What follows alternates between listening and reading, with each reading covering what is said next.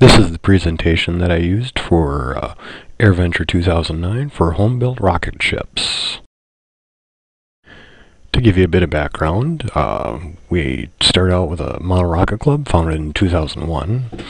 Built all sorts of rockets, had over 30 members at peak. It dissolved around 2006, although most of the members still launch.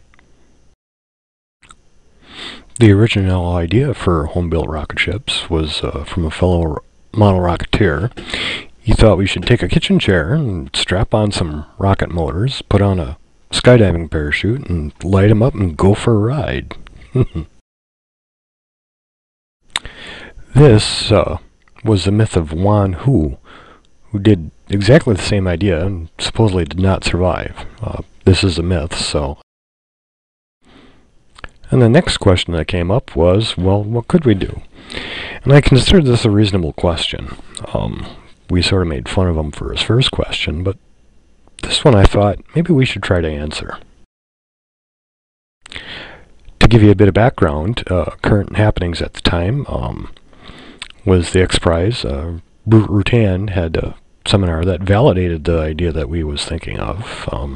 There are some issues with competitors of the X Prize, and overall the dismal results of the X Prize. As to Burt Rutan's validation of our idea, he had a forum at AirVenture 2003 called the Private Manned Space Program. I got an audio clip here that shows that we was on the right track here. So as soon as they got a more complicated one man-rated and they flew John Glenn, as soon as they flew him, how many Redstones were flown? 0. As soon as they flew Titan, two-place Gemini, how many of these nice low-cost Atlases or real low-cost Redstones were flown? 0.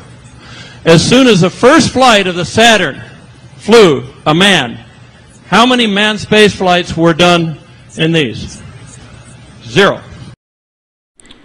And there was the X Prize, which was a $10 million prize for any private organization that could build and launch a spacecraft twice within a 2-week period that could carry 2 passengers at least.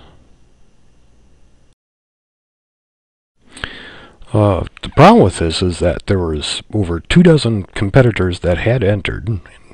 Most claimed issues that they had with funding, and few had any prototypes, and very few of the 24 that competed had any test flights at all. As a result of this,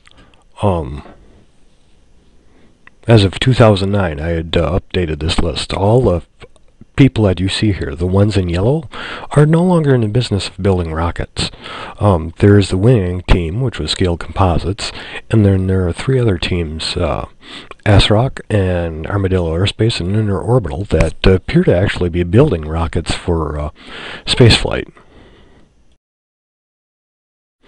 So there were some ideas for us to look at, so we went and narrowed it down by design selection. First of all, we decided to keep it one person, which would make it not an X Prize vehicle.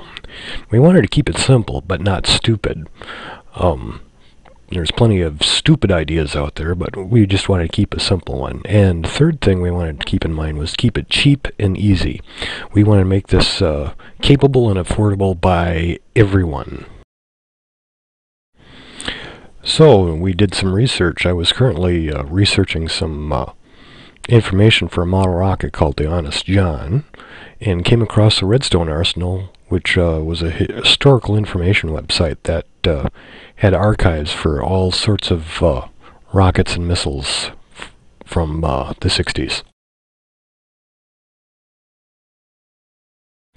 So the first one I looked at was the Redstone. The Little Joe used solid rocket motors like model rockets. It is a very simple design. Could be quickly built. Most parts could be built in the garage. The largest part in there would be the main body tube, which is about 22 feet long and 40 inches wide.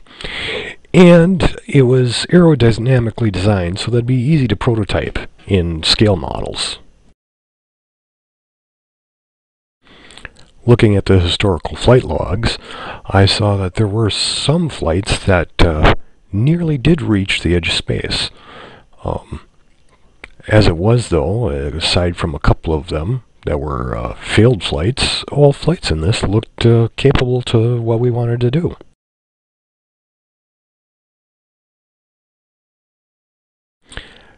This brought us out to the decision to build. Enough armchair rocket science, time to actually get in a workshop and start building this stuff.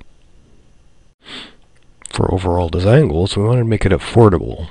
I've seen lots of designs that many millions of dollars on aircraft that no one could really afford to own. I wanted to use composites on it because they showed promise for having a reduction in weight. I also wanted to update the technology. I mean, it's 1950s technology. We should be able to do better.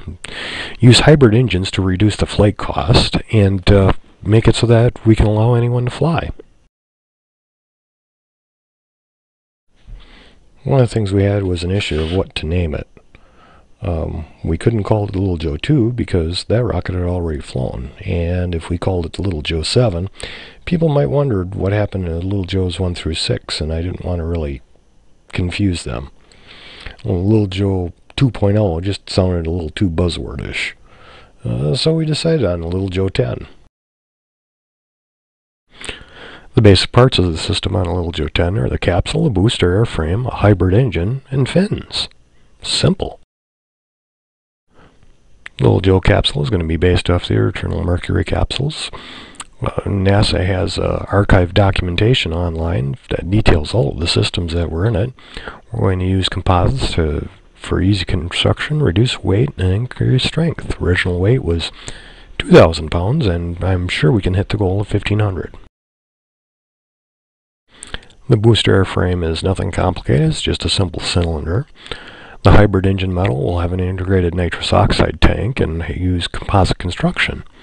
We're going to design it for modular assembly so that we can unbolt the whole thing and make it easy for storage, transportation, and the hybrid engine is an engine that uses fuel and oxidizer that are in two different physical states. In our case, we're going to be using a liquid nitrous oxide for an oxidizer, and we're going to be using cellulose or paper for a fuel grain. Fins are used to stabilize the rocket during flight, and they're going to be made out of composites. They're going to have a similar construction to aircraft wings. They're going to attach to the main body tube directly to the motor as part of the modular system, and active control surfaces are going to be incorporated. The next step was to be testing. We was going to be building prototypes to determine usability of techniques. In the model rocket method of building, you could almost consider this rapid prototyping, and it definitely puts us beyond the armchair science of most of the other people that you see online talking about spaceflight. To begin with, we decided to use a 12 scale model just to demonstrate the basics of the system, and also to give presentation audiences the idea of the size and scope of the overall requirements. And we had built and successfully test flown this.